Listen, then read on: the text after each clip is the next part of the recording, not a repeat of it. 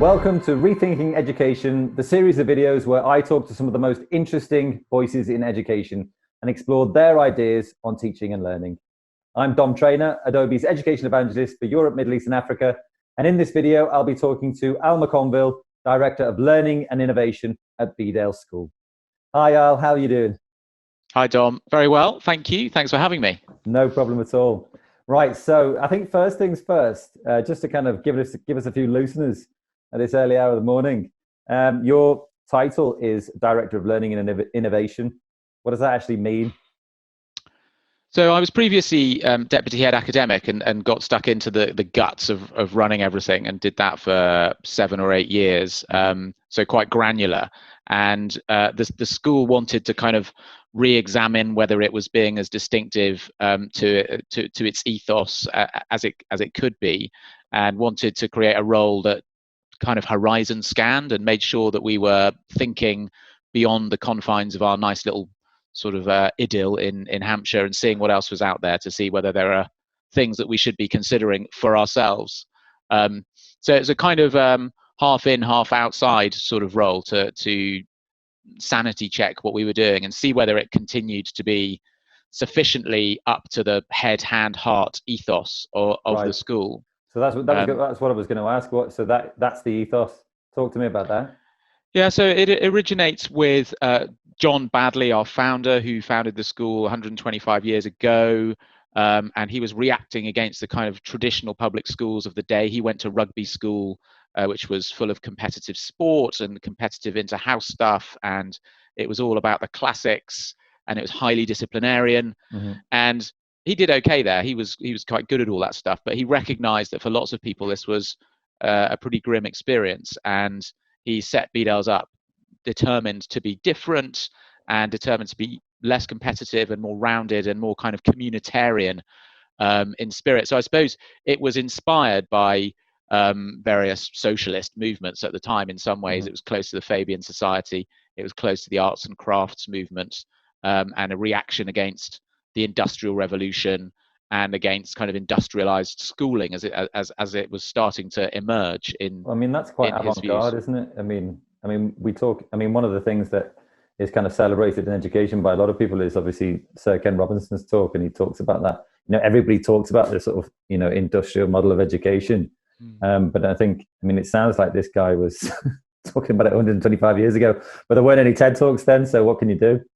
But he was certainly ahead of the game. So we were first to bring co-education in. For example, there were, I think, apart from some Quaker schools, we were the first non-denominational school to say let's have girls and boys learning together. When was that? So that was 1900. Oh, wow. Yeah, and I think we have the oldest school council in history. So he was certainly progressive. He was drawing on some things that he knew about from elsewhere, but he was ahead of the game. He was a revolutionary. In the context of this idea of rethinking education, and of course rethinking assessment, which I'm sure is something that you'll tell us about because that's something that you're involved with at the moment. But what makes Bedales different? What have you been doing differently in this context of sort of rethinking education, rethinking assessment? So some of it's new. A lot of the things that we've been reinvigorating ourselves with are old traditions, actually. So they're not necessarily innovations in the sense of totally new, but we've been kind of going back to our roots in some ways, in ways that seem really relevant and really fresh. So we've reinvigorated the kind of outdoor learning aspect of our tradition. Right at the beginning, kids were heavily involved in farming the land and growing their own food and looking after the kitchens. And so we've been trying to put some of that back into the curriculum. So outdoor work has sort of waxed and waned while we've been here, but we've got a farm and we've gone back to pig rearing and learning about kind of, farm to fork and learning about sustainability alongside that, so that kind of meaningful human processes become part of the curriculum and become part of what's assessed as well. So perhaps our most recent curriculum innovation is to launch a sixth form course in, we're calling it Living with the Land. and we're having that accredited as a level 3 qualification. So we've got a bit of a history of making up our own courses and badging them ourselves and going, trust us, we're really good at this. But for this one, we're seeking external accreditation, and we're working with an external organization to get level 3 off-qual recognition for this kind of practical sustainability qualification. So we're really excited about that, because it kind of connects practical action with academic learning about sustainability and about food production, and about the science of farming, and produces a qualification that's going to have currency, whilst connecting head, hand, and heart. So it's a values-driven thing. We believe in sustainability, but there's an awful lot of proper academic learning you can do about those processes, and they're out there two things together, building stuff and raising animals. And the dream is that at the end of this course, they'll spend a period of time entirely kind of self-sufficiently, having grown the food and built the shelter and understood the processes that go into all of that at a kind of level 3 A-level equivalent kind of level. Right. And on a kind of everyday basis, right from prep through to senior, do you is that, it sounds like, as well as the kind of sustainability angle, it sounds like you're talking about the arts and crafts movement, is there a big focus on creativity as well?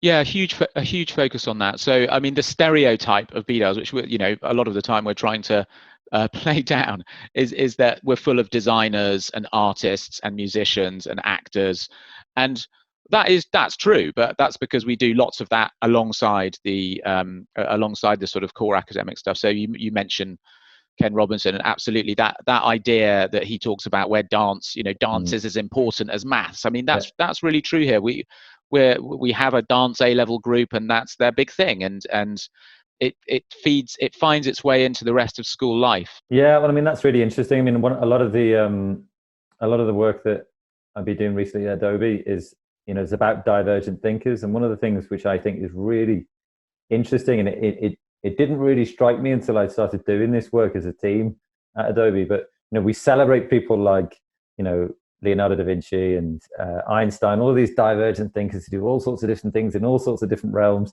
and then we take students and we say, oi, work in this pigeonhole over here, then come out of that one and work in this one here. And it sounds like people, I mean, I guess people who aren't necessarily too familiar with your approach might think, a sort of creative response to, Plato. I mean, are you crazy? But actually, that's divergent thinking taken, to the end, isn't it? Yeah, I hope so. And it's kind of messy and risky and nerve-wracking when you give them this stuff and you say, right, 4 weeks, you're going to have to present to the class, or in non-COVID times, to a public audience. We have them do an exhibition, right, and they have to, the parents come in, we invite people from some of our partner schools to come and see their creative responses. And it's definitely nerve-wracking. And a whole bunch of them at the beginning go, I've got no idea how I'm supposed to respond creatively to Descartes' concept of mind-body interaction. Fair response. Yeah, it's a totally fair response. And I have to go, well, me neither. You chose it. So, something will come. And it's incredible what they come up with. I'm flabbergasted. I didn't go to an especially creative school, and I feel like I couldn't have done it. But maybe if someone gave me the opportunity and a deadline and an audience, perhaps that's all you need to come up with something. Well, and you need the moment, you need the bath moments or the walk moments when you're kind of your creative thinking can happen. You need to give them that time, and then they come up with stuff, and they never fail to astonish. Yeah, well, I mean, one of the things that we talk about a lot at Adobe is the process of design squiggle, which is a kind of pictorial representation of the creative process, and it being all that creative and messy kind of back and forth and all the rest of it before you actually come out with your idea, and then it starts to kind of hone into this oh wow, I didn't realize I was over here when I started, and then suddenly I've got this refined idea that I'm going to work on, and it is, like you say, it's messy and it takes time, and also it's nerve-wracking, and I think one of the really interesting things that I found, certainly going from a kind of exam oriented education and passing exams GCSEs, A levels, and university. And when I came out and into that world of work, I kind of thought that, you know, it was going to be, you know, checkpoints again when I came out into the world of work. Then suddenly I came out and I thought, wow, this is messier than I ever realized. Yeah. And actually, if we're not giving students the ability to, or the opportunity, like you say, to get messy and have that time and explore things and be nervous and have the audience, then we're not actually preparing them for the real world, are we? I don't know if you've read Range. Have you read Range by David? So I just recently read Range by David Epstein, and it's saying exactly what you're saying. It's absolutely fascinating kind of debunking of the 10,000 hours of deliberate practice idea, or not total debunking. It's saying, look, that works for certain kinds of activities, certain kinds of predictable, repeatable activities. What do they call them? They call them like a closed, sort of like, you know, like things like rowing and, you know, things where it's just repeated actions over, like closed skills, for example. Yeah, so he calls them kind environments. So he talks about some environments are predictable and it is just repetition. And of course, repeating that skill is going to hone your ability in that skill. So golf, he gives golf as an example of something that is a relatively kind environment. Yeah, like table tennis, like Matthew Sayed, who does in that book Bounce. He talks about that. Yes. And he makes the point that you make, which is that actually most real world situations require experience in much messier and more kind of multifaceted kinds of interactions. And so you need to give kids those as well, and let them wrestle with problems where there aren't rules and there isn't a technique that you can just say, keep doing this technique and you'll be fine. So he tracks all these successful people who have had a really broad range of experiences, essentially, instead of just repeating the same thing over and over again. Being comfortable with being uncomfortable. It's desirable difficulties territory, isn't it? Oh, right. Desirable difficulties. I've not heard that phrase before. Where's that one from? That is Bjorkman. Is that what he's called? Robert Bjork. Right. Robert Bjork talks about the necessity of the necessity of struggling to kind of really deeply learn things. Right. So you've been so at Bedales, you've been doing this for a hell of a long time. And what have you actually learned in that time? I mean, obviously, Bedales was kind of founded, on that kind of philosophy. But I think in previous chats we've had, you said, Bedales have really been, honing their skills in this kind of area for the last 16 years. How has that been, and what have you learned from that? So the last 16 years thing is that is a kind of that relates to our own homegrown courses. So 16 years ago, we decided that GCSEs were so atrocious as an experience for our kids to do the 9 or 10 GCSE thing left so little scope for the creative and practical stuff that we wanted our kids to be doing, and gave such a feeble kind of overall assessment snapshot of what they were like and what they could do, that we needed to write our own courses instead and use a variety of assessment methodologies. Love it. This is going to be the bit that we get everyone to watch your video on. I love it. I think that's the bit where I rubbish GCSEs. Well, I mean, out of all of my academic, kind of checkpoints or whatever, or academic, I don't even know what you call it, but that was GCSEs for me were the most stressful. I just found them absolutely sort of exhausting. Doing stuff on subjects that I just, in ways, it was just a complete memory test. I just remember, I just remember thinking, how is this even possible? It's ridiculous. And if a bit of your experience was like that, that would be one thing. But it's when you've got sort of 10 subjects where they're all asking for the same kind of responses and the same kind of fitting preordained material to preordained question structures, that it's dispiriting. And I think it's incredibly stressful. So we just had Sarah Jane Blakemore and Tamsin Ford write a blog for a Rethinking Assessment website about this. And they show how the kind of what we now know about the development of the adolescent brain shows what an incredibly stressful experience it is to go through adolescence anyway, and how the nature of the GCSE experience is totally ill-fitted to that period of development when there's massively heightened creativity in adolescence. It's an absolute high point in a kid's creative powers, and GCSEs just really make very, very little out of that and do things that are the opposite of that. And huge numbers of kids are reporting mental health issues that relate to exam stress. And it's because there's so much content in GCSEs now. The Govian GCSEs are just rammed with thousands of pages of content that have got to be inserted and have got to pop out at the right moment in a tiny window of time. So anyway, to go back to our journey on that, we accepted that we needed to do enough GCSEs to kind of tick the maths and English box, and we continue to do.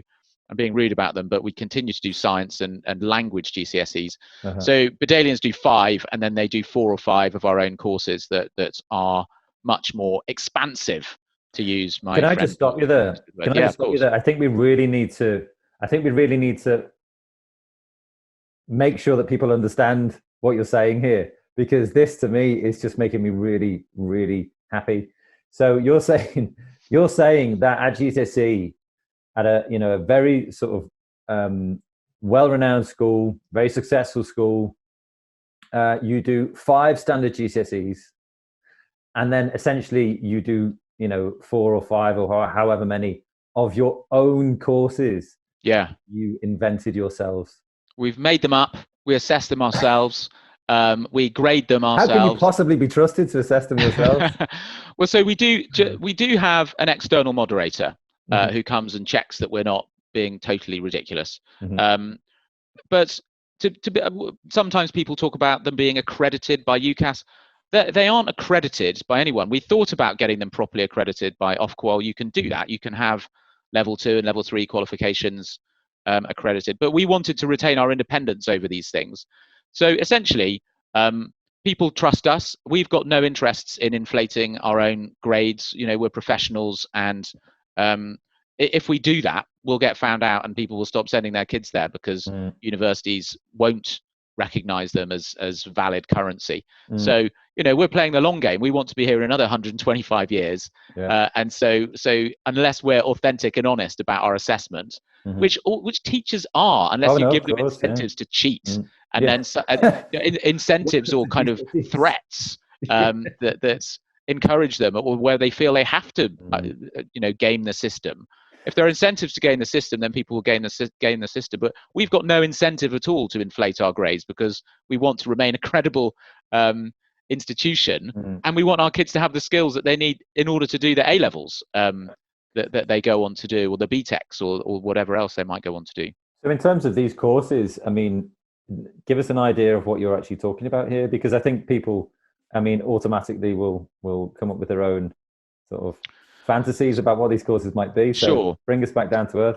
So some of them have got traditional labels. So there is a history course called History. So these are all called Bedales assessed courses. So there's history, and there's geography, and there's English literature, but there's also outdoor work, and there's global awareness, and there's dance, and there's drama, and there's theatre, and there's ancient civilizations as opposed to classical civilizations. So not just the Romans and the Greeks, but you get some Celts and Egyptians and Babylonians and Persians thrown in there. So I guess what's distinctive about them is the fact that, yes, most of them have a bit of an exam at some point, but that counts for 15 or 20% of the overall assessment. Right. And the rest of it is divided up into presentations and group work and portfolio work and project sections. So you end up with these courses with really very complicated assessment systems that have evolved over time, because teachers think, well, look, all of these different things are important. So we want them to present at some point, and we want them to make something, and we want them to have some continuous assessment and an evidence of having worked over a period of time. Nothing wrong with an exam, so let's have a test at some point that counts. So they're complex, multifaceted courses. And at the heart of them is the desire to create things that the kids enjoy, and that inspires a bit of love of the subject, and it enables a kind of dynamism between the student body and the teachers, because we will listen to students when they feed back on the courses and say, look, why is there so much of this in it? This bit's really boring. What are you doing? And then we can change it the next year. But in terms of the teaching and learning side, it means that we focus on a wide range of things. So all of the BAC teachers are having to teach about how to present and how to prepare a presentation and deliver a presentation. That's the Bedales assessed courses, BAC, just for anyone who... Yes. Carry on, sorry. And so they have to teach them how to present, which, this is one of the really interesting things, because that was something that I did out of school. You know, and that has probably been the one saving grace that has got me through a career, is the ability to present. And you're actually doing that in school. And what are the things how are you rounding these students out? So I guess there are collaborative elements in some of the groups, some of the BACs as well, where, you know, and we haven't necessarily been trained how to do this. So up to a point, we're finding our own way and talking with the kids about what good group work looks like. Collaboration. And I know there's a whole great body of work out there about collaboration skills and how to teach collaboration skills. So we're sort of dipping our toes into the external material whilst we just get on and do it because we know that it's important. So I think that's been a big feature of our journey, is that we don't always wait until we've totally mastered all the literature and done all the training before we just try something. So lots of Bedales teachers would say that, you know, that there's a kind of experimentation within what they're doing, and a learning with the kids. And when it works really well, colleagues are talking to one another about how do you elicit effective group work, how do you design a useful group project, and then how do you assess it. So you know, we're still evolving. We haven't cracked it, and we you know, we won't ever fully crack it. I guess it's always a kind of an unfolding and an exploration. Yeah, absolutely. You know, one of the things I think we should touch on just before we move on to, you know, how this affects kind of parents and things like that, because I think there will be a lot of parents, you know, really keen to hear what you say. But you're part of this kind of, what would you call it, an alliance, this rethinking assessment? Is it? What do you actually call it? Yeah, well, so I use the word coalition, but yeah, alliance is just as good. I think one of the things that people or teachers or parents more really don't necessarily understand is just the impact that our assessment system has on education and how that is delivered. And so, you know, why was this coalition brought about? You know, what's the idea behind it? Well, we feel like we've really benefited from flying that nest over the last decade, and we wanted to be a bit more involved in helping others to escape the pitfalls of assessment overload. And it's partly motivated by a kind of educational evangelism. So we're educational evangelists as well, and partly motivated by wanting to move beyond our last 5 GCSEs that are the kind of they're the least agreeable and pure part of our educational experience. So we want to do that with other people. Essentially, we want to build a kind of community of the like-minded. And I know from my happy times adventuring beyond Bedales that lots and lots and lots of schools are appalled by the impact of relentless exam-driven assessment on kids' experience and on the curriculum, and the pressures that it puts on teachers to go about their teaching in a particular way. So if we could play a part in showing that there is another way, then we will feel that we've contributed beyond the kind of, you know, we're a really privileged place, and we know that, and lots of us experience associated guilt with that, of going, we've given ourselves an easy path here. And if we can help, you know, initially we were thinking about those that we've got close partnerships with, but it's built into something where those close partners have got close partners, and we've decided, look, why is this not a kind of national movement to create something that's more fit for purpose in the 21st century?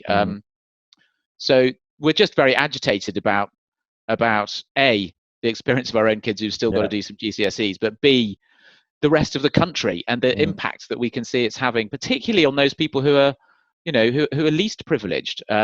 It just doesn't seem to be the case. It's the government mantra that this serves the least privileged really well, and that this is what they need, these core skills. And that we just don't find that the evidence is borne out by that. So we're on a mission to try and improve the state of education in this country. And I don't just mean Bedales, but the Rethinking Assessment group, which represents lots of multi-academy trusts and other independent schools and pupil referral units. So and there's people in there from higher education. So it's a very broad movement. A lot of parents will probably will be really we found this really positive. I think a lot of parents, certainly with the experience of lockdown and things like that. I mean, I've spoken to a lot of parents who are really starting to think about what exactly they are putting their children, their young people through. I think it's really brought it close to home. Certainly the experience of maybe having to, either encourage their young people to learn at home, which may have been a nightmare for them, and all the rest of it. And they've really started to think, well, actually, I didn't actually realize this was the kind of lived experience of my child in school. So, and I think one of the things that makes parents nervous is this idea that, does this approach that you have adopted at Bedales, and does this approach that you are kind of advocating as part of this coalition of rethinking assessment, how does that actually affect how students progress to higher levels of study or apprenticeship, or going into their first job, anything like that? What has been the experience on your side? I think there's a myth really that universities can only understand the GCSE currency, and that if you haven't got those, then they won't consider you. That's absolutely not been our experience over the last decade and a bit. We've fielded, I think, one phone call from university in all of that time to say, what are these things? Can you explain what these things are? And that's it. And other than that, we've got our students into every university that you can think of, clutching our kind of homemade certificates, going, my teacher says I got this. When we polled universities about this 16 years ago and said, what if we make up our own courses? Overwhelmingly, they said, well, we don't really mind. We're interested in their A levels. That's the objective bit. That's what they're going to need in order to do the courses that they want to do. So if it helps them to do well in A level, then great. So medical schools and veterinary schools have been trickier. So just to kind of full disclosure, that's been harder because they're really wed to GCSEs for some reason. So some of them are. So we just need to know which medical and veterinary schools to get our medical and veterinary applicants to apply to, because some of them don't mind at all, and others say no, it's got to be 7 A stars at GCSE or nothing. But that's it. No universities as a whole, just 1 or 2 medical right. I mean, that's schools. So interesting, because you talk about the myth, but actually the myth seems to sit not, it's certainly not on the university side. It's really on our perception, isn't it? Or as parents, or certainly teachers in mainstream schools. That's where the myth exists. It doesn't exist anywhere else. I totally agree, and all the data's out there about what employers actually care about, and it's not GCSE results. It's what skills have these people got for the workplace. Can they talk to people? Can they present? Can they collaborate? Are they reliable? Are they numerate and literate? Yes, that matters, but they just don't care about your GCSE results. I think it's been so overblown. They'll look at them if you've got them. So I had a conversation with a Cambridge admissions tutor about this specifically, and they said, look, if someone's got GCSEs on their CV, you know that goes in as you read the CV and you go, oh, okay. If they haven't got them, the other stuff goes in, and they make their judgment holistically. So, and they'll probably go, that's quite interesting. They've gone a different route. And if, as many admissions tutors they're despairing about the kind of basic skills of the candidates who turn up to university, then they're looking for people who have gone a slightly different route and who have done things that they really care about. That's really interesting, because actually that is something that you hear about, a lot, obviously on the employer side, you talked about what are the skills they want. And, obviously there's those, 4 C's and digital skills and all these kind of things that they're just crying out for all the time. But actually, it sounds like you're saying that university tutors are saying the same thing, because when they get these kind of, I mean, at the risk of, I don't want to sort of offend anyone, but we are producing sort of student robots, aren't we? Generally in the mainstream. You're saying the conversations that you've had, they're despairing about those things as well, about the communication, the collaboration skills, the creativity. Is that what you're experiencing? Yeah, so they differ. I guess they differ. So the really competitive academic universities really care about what A-level grades you get, and might look at the other evidence of kind of academic attainment, whatever that might be. and lots of people aren't from this country and have got totally different sorts of evidence. So they are capable of making those sorts of judgments. But I think the thing that university teachers despair about, and I'm generalizing, I mean, I don't know what my evidence base is for this, but I certainly see it quite a lot, that the kids don't know how to think for themselves, and that they've been drilled for a particular kind of narrow assessment that doesn't exist at universities anymore. So some universities still have finals, loads don't, and loads have very, very few exams, indeed, as part of their assessment regime. Yeah, I mean, I think that brings us on to, one of the questions here, which is, what advice would you give, parents about the choices that they can make with their kind of, their young people? Don't put too much pressure on them about academic attainment. I think that's been a horrible thing for lots and lots of kids in this country over the last. I think it's grown. I mean, I know that it's grown. That the kind of the importance that's been placed on academic results has become ever more prominent and has put ever more pressure on our kids. And I think that's part of the reason why we're rock bottom or second to bottom in terms of young people's happiness in developed countries. So I would say, don't put too much pressure on them. Let them find their own interests. Let them make their own choices about what they want to do. Get them involved in extracurricular activities as far as you can, and let them experience as wide a variety of things as they can. Because I think it's that breadth of experience that's ultimately going to serve them well. It's the drama and the kind of the group work that comes out of that, and doing things that they love, that's going to give them the ability to make good choices as they go further up. So I would say, just go broad, really. Yeah, well, do things that you like. Yeah, it's really interesting because I work across the state and independent sector, and very much more on the state sector side just because of numbers.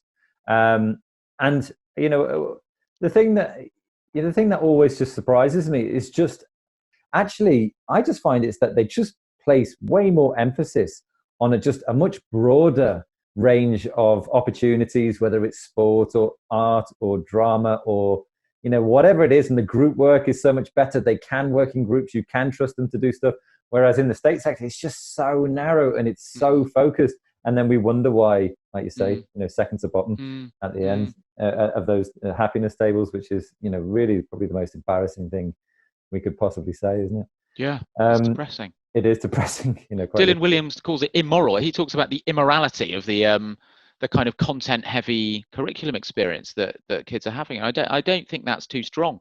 No, I would agree with that. So you've obviously given us a lot of hope in terms of how you've been doing what you've been doing for so long and getting away with it, if that's the right way to say. Yeah. I'll happily talk about getting away with it. But you obviously will always be looking to stay ahead of that curve and continue to innovate. Otherwise, obviously you'd be out of a job as director of learning and innovation. So what exactly are you doing to sort of keep yourself ahead of the curve there, or just to keep abreast of what the latest thinking and developments are? We don't want to be ahead of the curve just for the sake of being ahead of the curve. We keep coming back to our kind of core ethos and asking ourselves, can we do this better? Are there ways out there of doing this even better? So we're looking to develop holistic, do a holistic education that gives a kid a full life while they're at school and doesn't treat it as a means to an end. And to have real world outcomes, that's been the other big jump for us. And again, this is inspired by Ron Berger and that notion of craftsmanship, of making something that matters, and having an output that's high quality and beautiful and you can be proud of, creating things together as a group that enable you to learn disciplinary knowledge on the way, but ultimately have some kind of morally compelling output. So I'm teaching a project on refugees, and there's some history in that and some geography and some RE.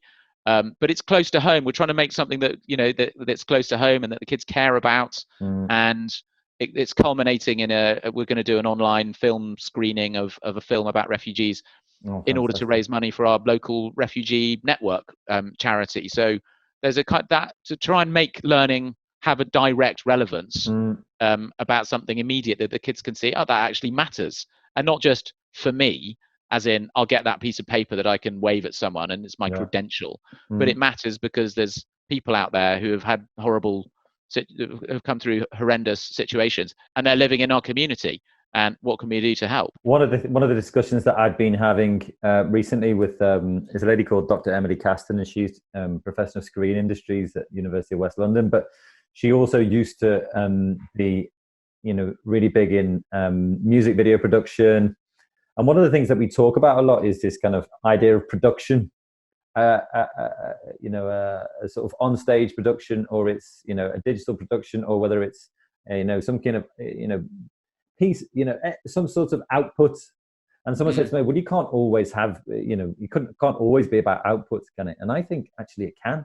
I agree with you. I think outcomes and outputs and products really matter, because it's something tangible that they can see why they've bothered to do their homework or learn the little bit of historical stuff that was relevant to the to the project. So I'm totally sold on the, again, Ron Berger stuff about outcomes, about creating work that matters, and enabling kids to see why the work that they're doing matters in a way that's beyond themselves. I was just, again, book reference. One of my students lent me this book, The Case Against Education. I don't know if you've come across this one. It's by an American economist, and he tears into kind of the credentialing thing that's in education, basically saying credentials do work because currently universities and employers still buy the idea that you served your time in school and you did quite well, so you must be good at other stuff. But that's dying out, and we're going to have to do something better. We're going to have to educate for the things that employers, and not only employers, it's not all about employment, but the life that comes after really values and that really matters. And the myth's dying. Yeah, I agree. The myth is dying. And I think one of the really important things, perhaps that we can end on here is this idea that, you've talked about this kind of, this mental health issue that we've got here. And, this idea that, one of the things that I think is really linked to creativity, and why that is so important to bring into teaching and learning, is because it has such a profound impact on, people expressing themselves and feeling like they're, at the risk of sounding corny, living their best life and allowing their, skills to flourish and all the rest of it. And maybe that's one of the strongest reasons we've got for teaching in this way. So you make, in creativity, you, by definition, you make something new, and you own it. And so it's an extension of you. Yeah. It represents you and who you are and where you've come and where you started and all the rest of it. Yeah. It's so much more inspiring than doing what everyone else has done in the preordained format. And it's the currency of the future. AI and robots and all that mean that the thing that's going to get anyone anywhere is their ability to be creative and to connect things in ways that robots can't do, and to make new things, and have new business ideas and new social enterprise ideas. So that's it. Creativity is the future. Well, that's you just provided the perfect line for us to wrap up. So thank you very much. I really appreciate that. I thank you very much for your time. I realize that you've got a very busy schedule, so I appreciate you carving out that time. And great to talk. Very much, Al. It was a real pleasure. Really enjoyed talking to you, Dom. Take care.